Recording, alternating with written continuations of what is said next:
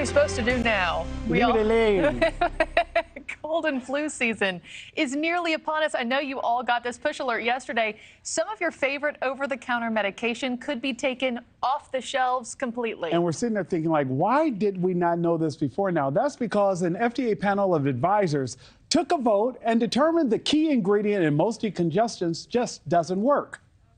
Stephanie Haynes joins us live from Dallas. Okay, so Stephanie, with all of this info, what happens next? Well, that is the question this morning. It was an FDA panel of advisors that voted unanimously for this recommendation. So it now goes before the FDA for a full vote. No word on that specific timeline, but it could mean within a matter of weeks or maybe even a matter of months that your go-to Benadryl, your go-to Sudafed, your go-to Nyquil may be off the shelf the next time you go to the pharmacy, like the one behind me. And again, as you said, that key ingredient in there is phenylephrine. On the packaging, it's labeled like Sudafed PE if you see that on the shelves. The FDA advisors found that based on studies and University of Florida research, this ingredient doesn't do anything to relieve cold and allergy congestion. It may as well be a placebo pill. Here's the thing. There has been back and forth on the efficacy of this drug for decades. The original studies were really methodologically unsound, and they don't match today's precision. And with the FDA reviewing 5 large studies that suggested that the effectiveness of oral phenylephrine is not effective, then that's what evidence they took into consideration.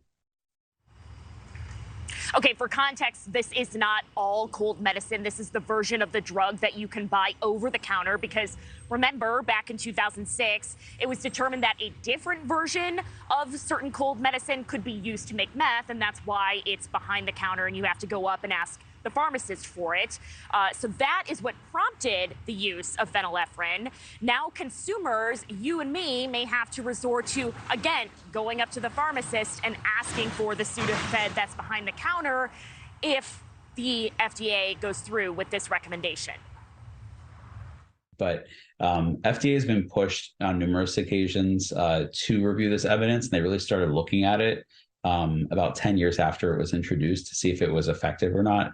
And they're finally at the point where the panel decided, of the 5 large studies that have representative samples and have done varying study designs that all say the same thing, that phenylephrine is no more effective than placebo.